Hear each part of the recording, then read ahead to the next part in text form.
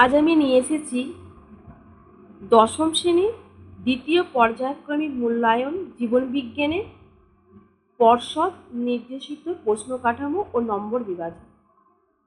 তাহলে বন্ধুরা, আজকে আমি 2025-এ যে সমস্ত ছাত্রছাত্রী দশম শ্রেণীতে পড়ো, দ্বিতীয় পর্যায়ক্রমিক মূল্যায়ন দেবে, জীবনবিজ্ঞানের পর্ষদ নির্দেশিত পরীক্ষার প্রশ্ন কাঠামো ও নম্বর বিভাজন নিয়ে আলোচনা করছি।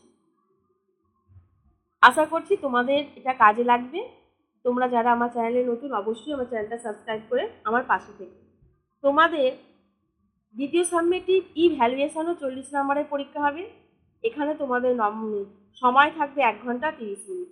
এখানেও তোমাদের যে যে অধ্যায়গুলো পরীক্ষা হবে সেই অধ্যায়গুলো ও প্রতিটা অধ্যায় থেকে কত নাম্বার করে প্রশ্ন আসবে সেই নিয়ে আমি তোমাদের আজকে আলোচনা করব। তোমাদের ইতিমধ্যে প্রথমে সাবমেটিভ পরীক্ষা, যেটা ফার্স্ট সাবমেটিভ হয়েছিল, সেখানে তোমাদের প্রথম অধ্যায় ও দ্বিতীয় অধ্যায় জননের আগে পর্যন্ত হয়েছিল।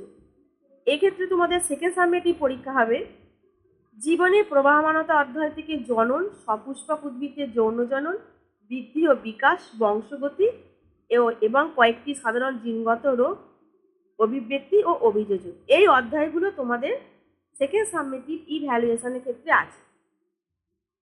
এখানে তোমাদের নাম্বারের যে বিভাজনটা সেটা দেখো, তোমাদের বহু বিকল্প ভিত্তিক প্রশ্ন উত্তর, অর্থাৎ বিভাগ ক, এখানে তোমাদের 3টে প্রশ্ন থাকবে জননের অধ্যায় থেকে, বংশগতি থেকেও থাকবে 3টে, অভিব্যক্তি থেকেও থাকবে 3টে। বিভাগ খ, এখানেও প্রতিটি প্রশ্নের মান 1। এখানে তোমাদের জনন থেকে থাকবে 2 নাম্বার, বংশগতি থেকে 2 নাম্বার, অভিব্যক্তি থেকে 2 নাম্বার। নেক্সট দেখো বিভাগ গ, এখানে তোমাদের থাকবে জনন থেকে 2 নাম্বারের কোশ্চেন 1টা, বংশগতি থেকে 2 নাম্বারের কোশ্চেন 2টো, অভিব্যক্তি থেকে 2 নাম্বারের কোশ্চেন 2টো। এরপর দেখো তোমাদের বিভাগ ভ, এখানে তোমাদের প্রতিটি প্রশ্নের মান থাকবে 5 করে, জনন থেকে 1টা থাকবে, বংশগতি থেকে 1টা, অভিব্যক্তি থেকে 1টা। অর্থাৎ তোমাদের এই যে 40 নাম্বার, সেই 40 নাম্বারে তোমাদের বিভাজনটা আমি আলোচনা করে দিলাম। আশা করছি তোমরা বুঝতে পেরেছো। বন্ধুরা, যারা আমার চ্যানেল এখনো সাবস্ক্রাইব করোনি তারা প্লিজ আমার চ্যানেলটা সাবস্ক্রাইব করে আমার পাশে থেকো। এরপর আমি তোমাদের এই সেকেন্ড সাবমেটিভ ইভ্যালুয়েশনে কিছু সাজেশন টাইপ প্রশ্ন নিয়ে আলোচনা করব। আশা করছি এগুলো তোমাদের কাজে আসতে পারে। বিভাগ ক, এই বিভাগে তোমাদের 9টা প্রশ্ন থাকবে মাল্টিপল টাইপের। এই 9টা প্রশ্ন থেকে তোমাদের 9টারই উত্তর দিতে হবে। এখানে দেখো, প্রথম আমি কিন্তু সাজেশন টাইপ প্রশ্ন নিয়ে আলোচনা করছি। তোমরা অবশ্যই নিজেদের স্কুলের টিচারদের দেওয়া সাজেশনগুলো ফলো করবে, কারণ এই সাবমেটিভ ইভ্যালুয়েশন পরীক্ষার ক্ষেত্রে কিন্তু নিজেদের স্কুলের টিচাররাই কোশ্চেনগুলো করে থাকেন।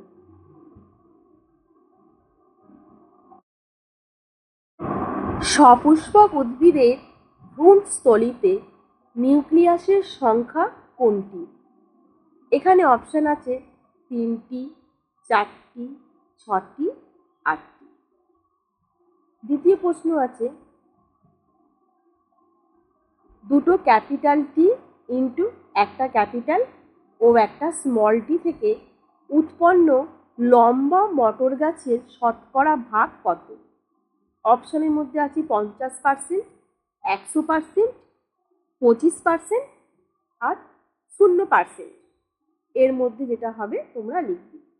3 নম্বরে দেখো, প্রদত্ত নামগুলি থেকে যে বিজ্ঞানীর ব্যবহার ও অব্যবহারের সূত্রের প্রবক্তা তিনি হলেন, অপশন আছে ল্যামার্ক, ভাইসম্যান, ডারউইন, স্পেন্সার। এর মধ্যে যেটা সঠিক সেটাই তোমরা লিখবে। নেক্সট, কোনটি মানুষের শুক্রাণুতে দেখা যায়? Option number A 22 capital A plus XY, option number B 44 capital A plus XX, option number C 44A plus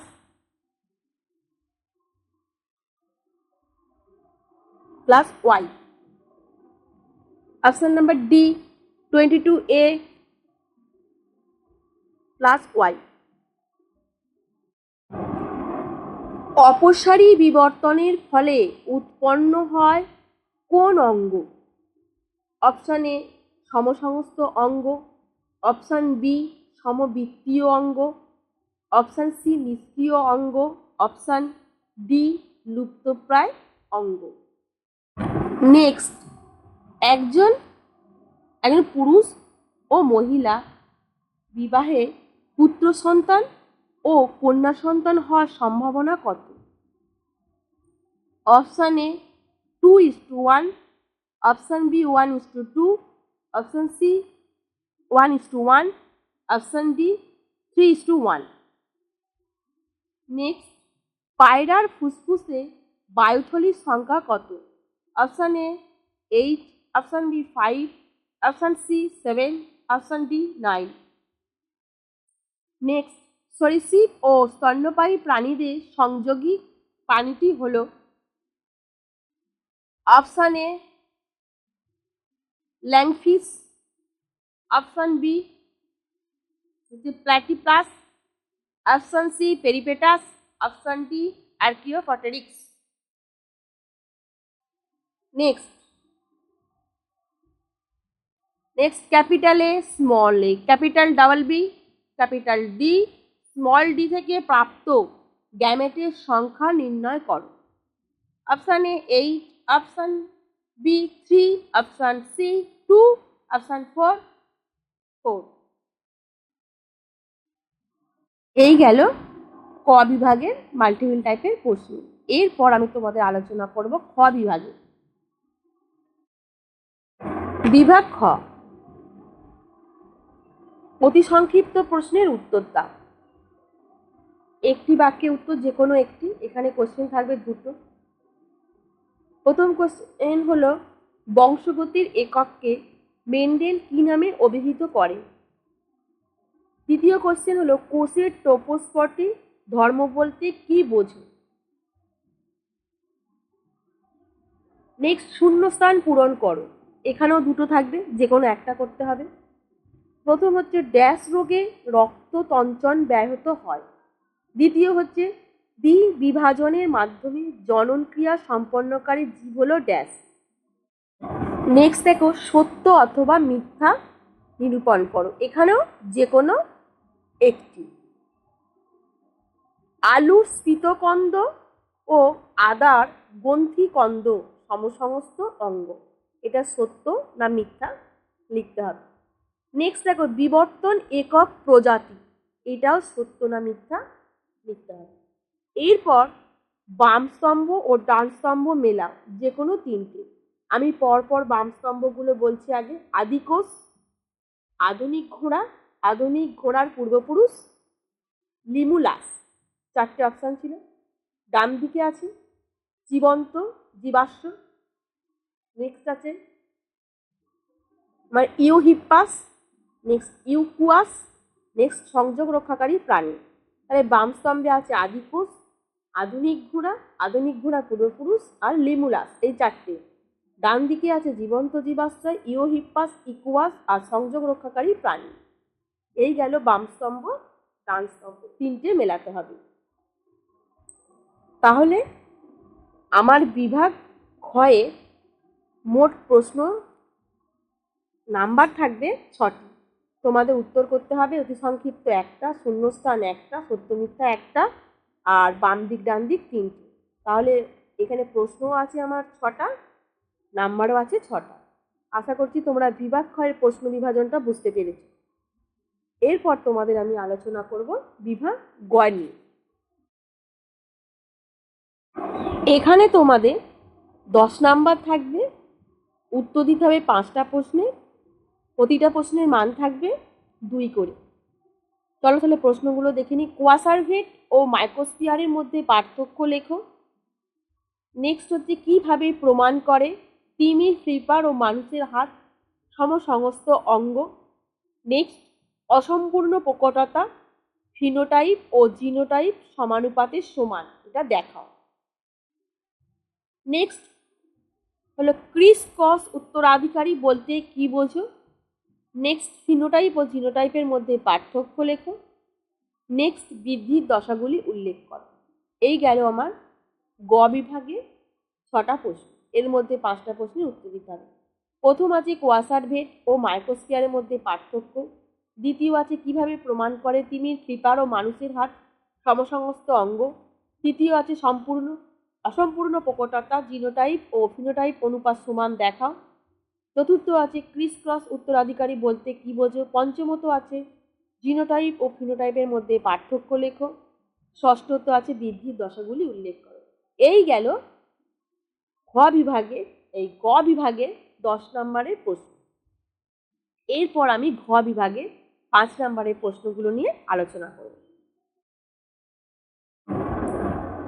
নিচের প্রশ্নগুলির উত্তর দেওয়া বিকল্প প্রশ্নগুলো লক্ষণীয়, অর্থাৎ তোমাদের একটা প্রশ্ন থাকবে তার সঙ্গে আর একটা অথবা দেওয়া থাকবে, প্রশ্নটা করতে পারো অথবাটাও করতে পারো। দ্বিনিষেক কাকে বলে? সপুষ্পক উদ্ভিদের দ্বিনিষেক পদ্ধতি বর্ণনা করো। 2+3। এর সঙ্গে অথবা দিয়ে আছে স্বপরাগযোগ অপেক্ষা ইতর পরাগযোগ অধিকতর উন্নত। বক্তব্যটি যথার্থ বিচার করো। স্বপরাগযোগ ও ইতর পরাগযোগের মধ্যে পার্থক্য লেখো। 2+3। এদের মধ্যে যে কোনো একটা লিখতে হবে। এবার নেক্সট কোশ্চেন আছে, দেখো, একজন পুরুষ একজন স্ত্রী বিবাহ হলো, তাদের একজন থ্যালাসেমিয়া আক্রান্ত কন্যা ও বাহক পুত্রের জন্ম হয়, দেখাও। ডিউটেরিনোপিয়া কি? এটা 4+1। এর সঙ্গে অথবা দিয়ে আছে একটি বিশুদ্ধ কালো ও অমসৃণ লোমযুক্ত গিনিপিগের সঙ্গে একটি বিশুদ্ধ সাদা মসৃণ লোমযুক্ত গিনিপিগের মধ্যে সংকরায়ন ঘটানো হলে F2 জনুর পর্যন্ত চেকার বোর্ডের সাহায্যে দেখাও। এই সংকরায়ন থেকে যে সিদ্ধান্ত উপনীত হওয়া যায় সেটি লেখো। এটা 3+2। এরপর আমি তোমাদের 3 নম্বর প্রশ্নটা নিয়ে আলোচনা করব, যেটা হলো মেরুদণ্ডী প্রাণীদের মধ্যে হৃৎপিণ্ডের গঠনে কিভাবে পরিবর্তন ঘটেছে তা ব্যাখ্যা করো। এর সঙ্গে আছে অভিযোজন ও অভিব্যক্তি সম্পর্কে প্রতিষ্ঠা করো। অভিব্যক্তি অভিযোজনের সম্পর্ক প্রতিষ্ঠা করো। এটাও নম্বর আছে 3+2। এর সঙ্গে অথবা দিয়ে আছে ডারউইনের প্রাকৃতিক নির্বাচন বলতে কি বোঝাতে চেয়েছে। এর সঙ্গে আছে বায়োজেনেটিক সূত্রটি বুঝিয়ে লেখো। একটি জীবন্ত জীবাশ্মের নাম লেখো। 2+2+1, টোটাল 5। আশা করছি প্রশ্নগুলো বুঝতে পেরেছো আর নাম্বার বিভাজনটা তোমাদের বোঝাতে পেরেছি। তোমরা তোমাদের সেকেন্ড সাবমিটিভ ইভ্যালুয়েশনের ক্ষেত্রে এগুলো পড়তে পারো, তোমাদের কাজে আসতে পারে। আমি নেক্সটে তোমাদের মাধ্যমিক অর্থাৎ 2026-এর জীবন বিজ্ঞানের সাজেশন টাইপ কোয়েশ্চেন নিয়ে আলোচনা করে দেবো। আজকে এই পর্যন্তই, আবার তোমাদের সাথে দেখা হবে পরবর্তী বিষয় নিয়ে। ধন্যবাদ।